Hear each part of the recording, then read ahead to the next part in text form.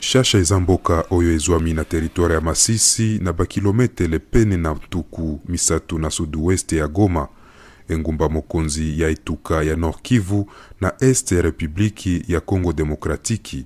Awa esika bosali elanga nde mosala monene ya baebafandi awa bilanga bibotaki lisusu malamu te. Pona kolonga mikakatano mina, baloni bazosalela masuba ya batu pona kubakisa vitamini na mabele. Maele yango mamonani neti ezosimba malamu. David Akilimali, agronomo na mabongisi mae, mabandaki misala miakosalela masuba ya bato lokola angre pona bilanga.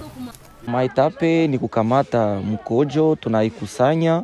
Tukisha kusanya mkojo fasi moja ya yambo tulukaka masuba mae tutiaka na kesi sima na kozwa yango, tobumbaka yango sanza mibale, sima tutiaka yango na pulverisateur, tobongisaka mabele pe tobwaki yango na kati na tina ya kopesa vitamine na bilanga na biso. Mayele mango mazali kotambola malamu lokola boye, soki omoni elanga na biso tolonaki ba chou na ba carotte pe ezokola malamu. Hapa hii jardin yetu tulipanda chou na tulipanda mamarante, angalia même les carottes tulishavuna. Longola kopesa vitamini na bilanga ya mboka Shasha, likambo liango likomi mbala moko lolenge ya kozwa mbongo pona bae bavandi ya mboka oyo. Idaya Mirindi aza mwasi ya mibu pene na tuku mine, apesaka masuba na ye na basali bilanga bae basombaka molangi ya balitre tuku mibale ya masuba, misolo franc congolais konto zomi na mibale to dollar ya Amerika motoba. Ayebisi biso ete mosala mwango mosalisaka ye kobokola libota na ye. Tolanda litatoli ya Idaya Mirindi.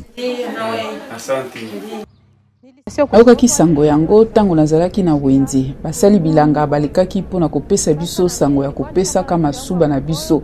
Uta mokolo wana na bandaki kotia masuba esika moko pona kobomba yango pe lelo na uti kopesa bango molangi moko ya litre tuku mibale.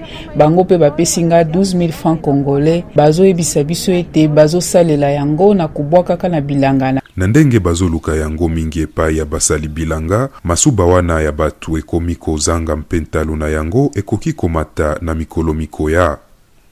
Na kozonga utashasha, zane mneti zaidi pona VOA Afrique.